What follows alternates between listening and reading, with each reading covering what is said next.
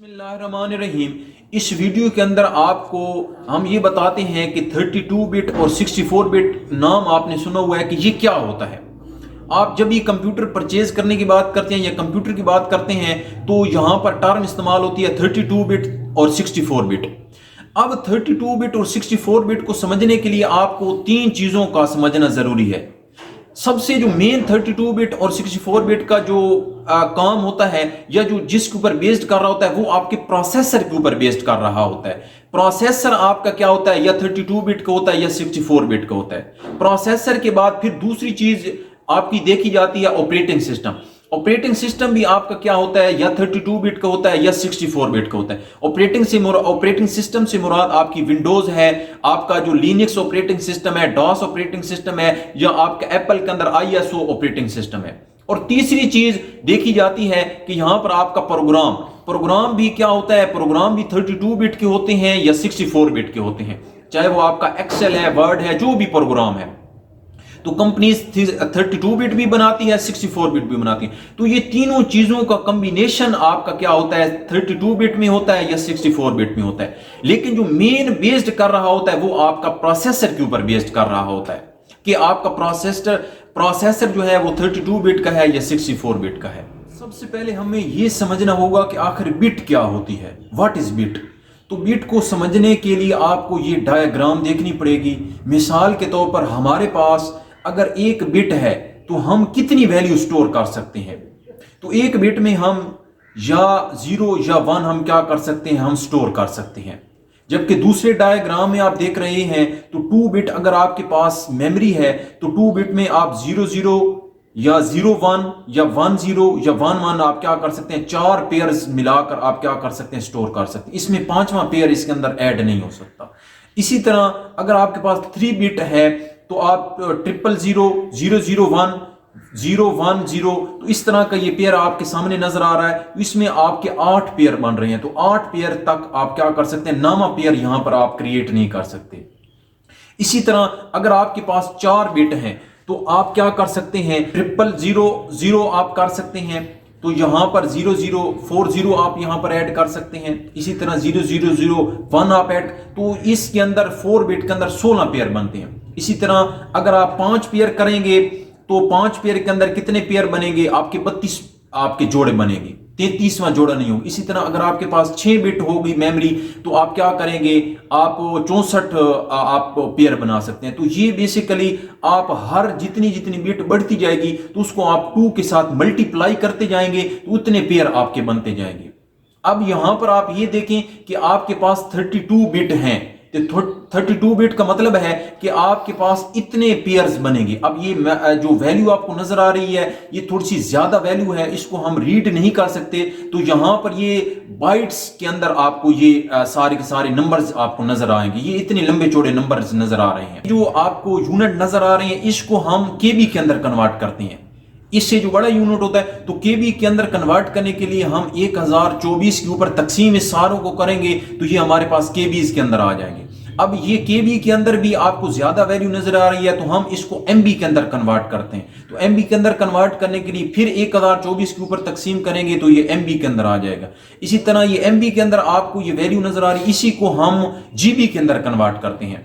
और अब हमने ये जीबी के अंदर कन्वर्ट किया है तो ये 4 जीबी इसकी क्या आ रही है, वैल्यू आ रही है। तो इसका मतलब ये है कि यहां पर 4 जीबी का मतलब यहां पर आपको ये नजर आ रहा है कि आप एक प्रोसेसर के अंदर आप 4 जीबी तक क्या कर सकते हैं, आप अपनी रैम अपने मदरबोर्ड के ऊपर लगा सकते हैं। तो 4 जीबी तक ये क्या कर सकता है, ये डेटा को सपोर्ट कर सकता है। तो 4 जीबी तक आप क्या कर सकते हैं, अपने एक 32 बिट प्रोसेसर के अंदर आप 4 जीबी की रैम ऐड कर सकते हैं। अगर आपके पास 64 बिट का प्रोसेसर होगा तो इसको भी आप इसी तरह ही कन्वर्ट करते जाएंगे तो ये जो टोटल वैल्यू आपके पास नजर आएगी वो आपको 16 ईबी नजर आएगी, एक्साबाइट आपको नजर आएगी। यहां पर आप डायग्राम पूरी देख रहे हैं। एक्साबाइट में आपको बताता हूं कि ये एक मेमोरी का यूनिट है और ये हाईएस्ट मेमोरी है। इससे जो छोटा यूनिट है वो पीबी है, पीटाबाइट है, फिर इससे छोटा यूनिट टीबी है, टेराबाइट है, फिर इससे यूनिट छोटा है आपका जीबी है। तो इसका मतलब ये है कि आप मल्टीपल यहां पर रैम्स ऐड कर सकते हैं। आपकी अनलिमिटेड मेमोरी आप यहां पर 64 बिट के अंदर क्या कर सकते हैं, ऐड कर सकते हैं। अब यहां पर हमें यह भी नहीं समझ फिर भी आ रहा होगा कि 32 बिट क्या है और 64 बिट क्या है। अब 32 बिट का मतलब है कि 4 जीबी तक रैम की आपकी क्या कैपेसिटी है, उस तक आप यहां पर ऐड कर सकते हैं, जबकि 64 में आप अनलिमिटेड रैम्स क्या कर सकते हैं, ऐड कर सकते हैं और आपकी मेमोरी यहां पर ऐड हो सकती है। अब सवाल यहां पर यह है कि 64 बिट का जो प्रोसेसर है वो सबसे पहले किसने इंट्रोड्यूस कराया।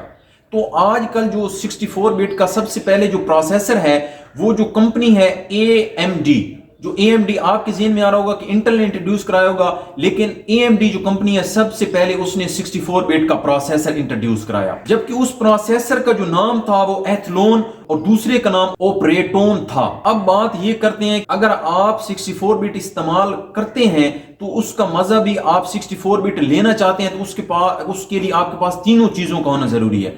आपके पास जो प्रोसेसर है वो भी 64 बिट का होना चाहिए, आपके पास जो ऑपरेटिंग सिस्टम है जो विंडोज है वो भी 64 बिट की होनी चाहिए, और उसी के साथ तीसरी चीज फिर आपके पास प्रोग्राम भी 64 बिट का होना चाहिए।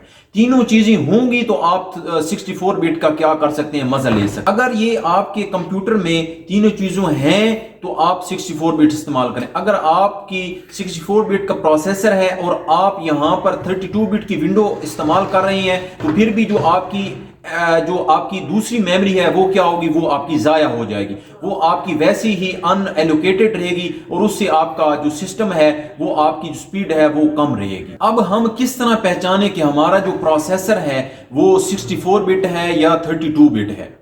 तो आपको ये चीज पता होनी चाहिए कि 8 से 10 साल पहले तक जो प्रोसेसर थे वो 32 बिट के आते थे, उसके बाद सारे के सारे जो प्रोसेसर हैं वो 64 बिट के आ रहे हैं।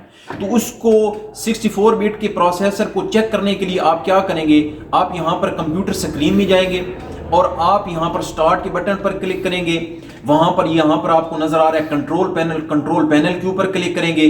कंट्रोल पैनल के ऊपर क्लिक करने के बाद यहां पर एक सिस्टम नाम का आपको यहां पर एक ऑप्शन मिल रहा है, वहां पर सिस्टम के ऊपर क्लिक करेंगे।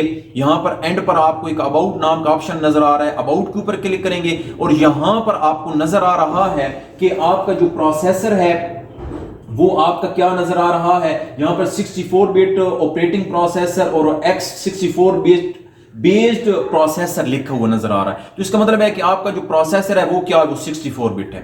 अब इसका ये मतलब नहीं है कि आपका जो प्रोसेसर है वो 64 बिट है और उसकी स्पीड ज्यादा होगी।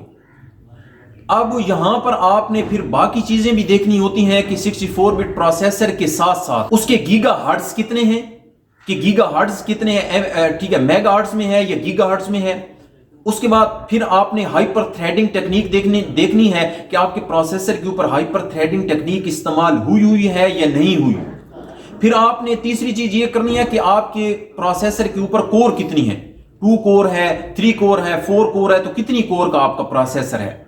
फिर चौथी जो आपने चीज देखनी है कि आपका जो प्रोसेसर है वो लॉजिकली कितने प्रोसेस से, ठीक है, प्रोसेसर के अंदर उसने कन्वर्ट किए हुए कि एक प्रोसेस के अंदर 2 प्रोसेसर लगे हुए हैं, 3 लगे हुए हैं। तो इसके ऊपर फिर आपको हम चेक कर सकते हैं कि हमारा 64 बिट की जो स्पीड है वो फास्ट होगी या स्लो होगी। यहां पर लास्ट में आप सवाल ये पैदा होता है कि हम क्या 32 बिट को 64 बिट में कन्वर्ट कर सकते हैं या 64 बिट को 32 बिट में कन्वर्ट कर सकते हैं। तो सबसे पहले कन्वर्ट करने के लिए आपका प्रोसेसर जो है 32 बिट से 64 बिट में कन्वर्ट करना। तो प्रोसेसर जो बेसिकली आपका क्या एक हार्डवेयर है और हार्डवेयर को हम यहां पर कन्वर्ट नहीं कर सकते 64 बिट के अंदर। और अगर आप कन्वर्ट करना भी चाहते हैं तो फिर आपको पूरे का पूरा मदरबोर्ड क्या करना पड़ेगा, चेंज करना पड़ेगा। इसी तरह आप जो विंडो है 32 बिट उसको आप 64 बिट के अंदर कन्वर्ट नहीं कर सकते, क्योंकि जो बिल्ट इन जो आपके फीचर्स आते हैं 32 बिट के अंदर वो उसके अपने होते हैं, 64 बिट के अपने फीचर्स होते हैं। लेकिन अगर आप फिर भी विंडोज को, ऑपरेटिंग सिस्टम को चेंज करना चाहते हैं तो फिर आपको क्या करना पड़ेगा, फिर आपको नए सिरे से विंडो इंस्टॉल करनी पड़ेगी 64 बिट वाली। और लास्ट में आपने जो प्रोग्राम्स इंस्टॉल किए हुए हैं 64 बिट वाले हैं तो उसको 32 बिट में कन्वर्ट करना है तो पुरानों को अनइंस्टॉल करके दोबारा करना पड़ेगा। और इसी तरह 32 बिट वाले अगर आपके पास प्रोग्राम है तो उसको क्या कर सकते हैं आप 64 बिट में कन्वर्ट करने के लिए फिर उनको अनइंस्टॉल करके, अगर आपके पास कैपेसिटी है तो फिर आप क्या कर सकते हैं, उनको अनइंस्टॉल करके फिर दोबारा इंस्टॉल कर सकते हैं।